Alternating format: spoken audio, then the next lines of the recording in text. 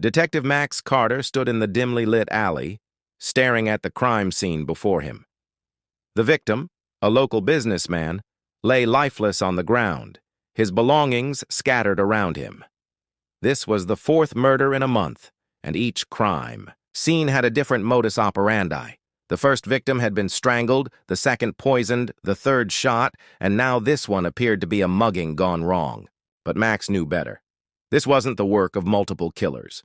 It was the work of one, a master of disguise known as the Chameleon. The Chameleon had been taunting law enforcement for years, seamlessly shifting identities and methods to evade capture. With each new persona, they left behind a different set of clues, deliberately misleading investigators and keeping them constantly on edge. Max had been chasing this elusive criminal for as long as he could remember, and he was determined to bring them to justice. The first clues. Max examined the latest crime scene. Something caught his eye. A small, intricately carved pendant lay near the victim's hand. He picked it up, turning it over in his fingers. It was a symbol he recognized, a chameleon, the signature of the killer. Max called his partner, Detective Lisa Monroe, to the scene. "Look at this," he said, showing her the pendant. "It's a calling card. The chameleon wants us to know they were here." Lisa nodded, her expression grim. "They're getting bolder. Leaving us clues like this means they're confident we can't catch them." Max's jaw tightened. "We need to find out who the chameleon is before they strike again. Let's start by looking into the victim's background. Maybe there's a connection we missed." Digging deeper. The victim, Richard Lawson, was a respected businessman, with no apparent enemies. But as Max and Lisa delved into his past, they uncovered a series of shady dealings and questionable associations. It seemed Richard had been involved in several high-stakes business ventures that had gone sour, leaving behind a trail of disgruntled partners and competitors. One name stood out among the rest, Jordan Blake, a former business associate who had lost everything in a deal gone wrong with Richard. Jordan had a history of mental instability and a reputation for holding grudges. Max and Lisa decided to pay him a visit. Jordan lived in a modest apartment on the outskirts of the city. When they arrived, he seemed nervous and agitated, but he denied any involvement in Richard's murder. "I hated the guy, sure," Jordan admitted, wringing his hands. "But I'm not a killer. I wouldn't know how to pull off something like that." Max studied Jordan carefully. "Do you know anyone who might want to frame you for this?" Jordan's eyes widened in fear. "There's someone I met a few months ago. They called themselves Alex, said they had a way to make Richard pay for what he did, but I didn't take them seriously. Thought they were just blowing off steam."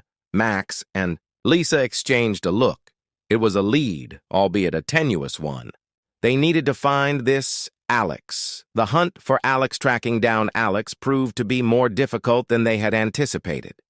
The name was common, and there were no clear records or photos to help them identify the suspect. But then Max had an idea. He recalled a pattern in the way the chameleon operated. Each persona left behind subtle, almost imperceptible hints of the previous one. They revisited the crime scenes, searching for any connections between the different personas. As they pieced together the clues, a clearer picture began to emerge. The chameleon was meticulous but not infallible. They had a preference for certain materials, a distinctive style of writing, and a specific brand of cigarettes. These small details led them to a local artist's studio. The artist, Miranda Evans, had recently hired an assistant named Alex. Max and Lisa arrived at the studio, their hearts pounding with anticipation. The confrontation, Miranda greeted them warmly, unaware of the true nature of their visit. "Detectives, what can I do for you?" "We're looking for Alex," Max said, scanning the room for any sign of the assistant. Miranda's face fell. "Oh, Alex isn't here right now. They're a bit of a free spirit. Come and go as they please. Is there something I should be concerned about?" Lisa pulled out the pendant they had found at the crime scene. "Do you recognize this?" Miranda's eyes widened. That's one of Alex's pieces. They're incredibly talented, but I had no idea. Before she could finish, a door at the back of the studio creaked open. Alex stepped into the room, their expression shifting from surprise to cold determination. "So, you finally found me," Alex said, their voice dripping with disdain. "I must say I'm impressed. Not many people can keep up with the Chameleon." Max stepped forward, his hand hovering near his weapon. "It's over, Alex. You're under arrest for multiple counts of murder." Alex laughed, a chilling sound that sent shivers down their spines. "You think you can catch me? I've been playing this game for years. You have no idea who you're dealing with." In a flash, Alex darted toward the door, but Lisa was quicker. She tackled Alex to the ground, handcuffing them with practiced efficiency. "You underestimated us," Lisa said, her voice steady. "And now, it's time for you to face justice." The aftermath. With Alex in custody, Max and Lisa finally had a chance to breathe. The Chameleon's reign of terror had come to an end, but the psychological toll of the case would stay with them for a long time. As they processed the evidence and prepared for the trial, they learned more about Alex's troubled past. Born into a life of abuse and neglect, Alex had developed a talent for deception and disguise as a means of survival.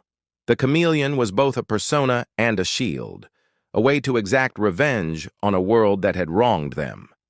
In the end, Alex was sentenced to life in prison, but the impact of their crimes would linger in the minds of those they had terrorized. Max and Lisa knew they had brought a dangerous criminal to justice, but they also recognized the deep-rooted pain that had fueled Alex's actions.